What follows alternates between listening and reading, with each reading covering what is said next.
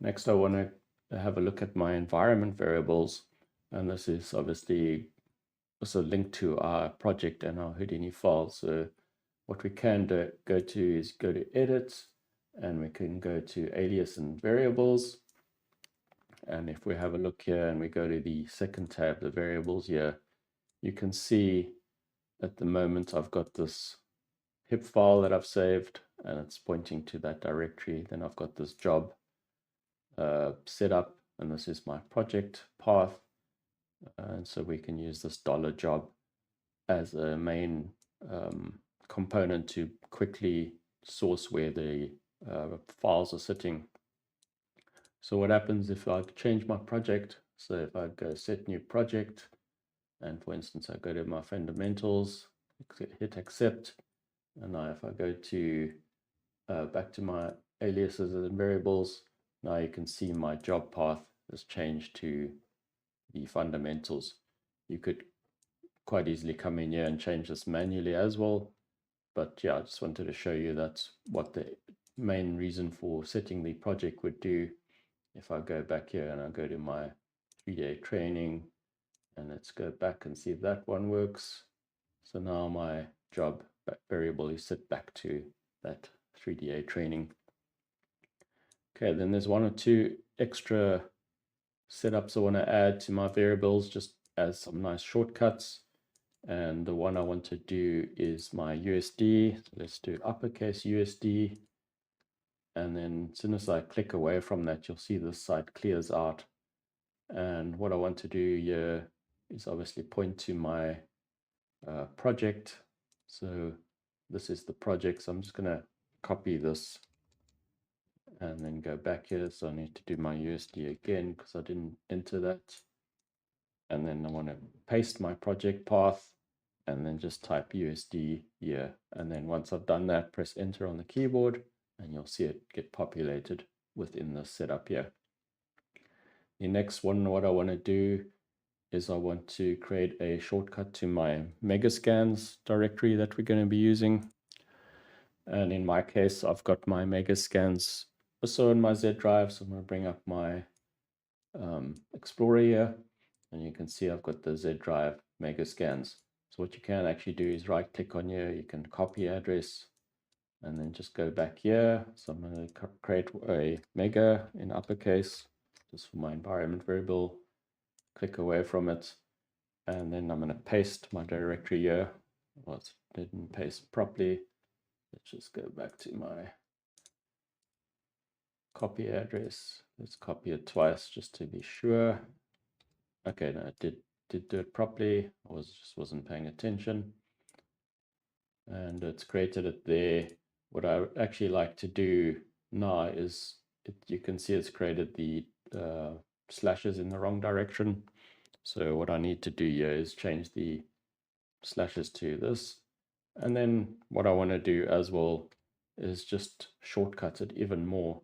So going quickly back to the directory structure here, and I should have copied this directly, but you've got this downloaded, and then you've got surfaces. So we're just doing surfaces. This is our concrete and all that kind of stuff. All your 2D textures go here. If you're downloading other assets, they go into obviously your 3D, but we're just going to be dealing with 2D setup. So I'm just going to copy this address again. Let's just paste this here. And then we make sure we change all our slashes to forward slashes like so. And now we press enter, and you can see now we've populated that directory with the correct setup. So we've got the mega, and now we can use $mega, and it will give us direct access to our textures.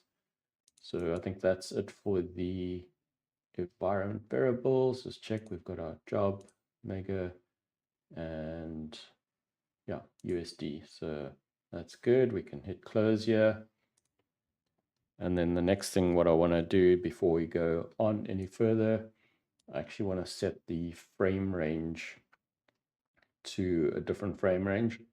And the reason why I'm doing this is because the animation that we're going to be receiving starts at a frame 1001.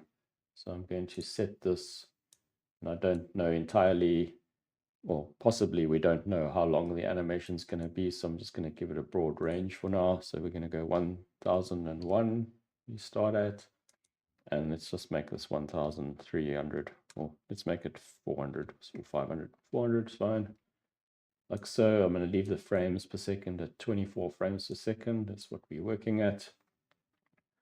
And now the reason really why we're doing this frame range setup, and this is often done in production houses. We used to use it all the time. And what happens is when you're doing shots for a project, like a big production movie or something, you want to have leeway to be able to push and pull around the area. So you call it your kind of top and tail of your shot.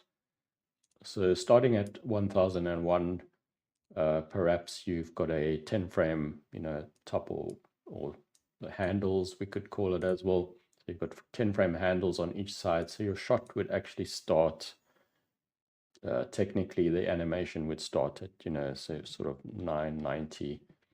And you could set it like that then again. So instead of going, if your frame range was set to 1 every time, you would now have to start going negative frames to try and compensate for stuff. And this comes in quite nicely also when you're doing simulation. You don't want to pre-simulate something. I've done like flip simulations, like of a river or something, where you're going 100 frames. Now you've got like a minus 100 on your timeline. It just doesn't look quite nice. And so instead you can go, frame 900 as your pre-roll. And then when you get to frame 1001, you've kind of where your simulation almost starts as the shot starts. So most or a large amount of production houses are generally you'll find start at this frame range. 1001 is just quite handy. And then, yeah, so that's it. I think with the rest is fine. Default, we can hit apply and close this. You can see we've set the frame range correctly down here.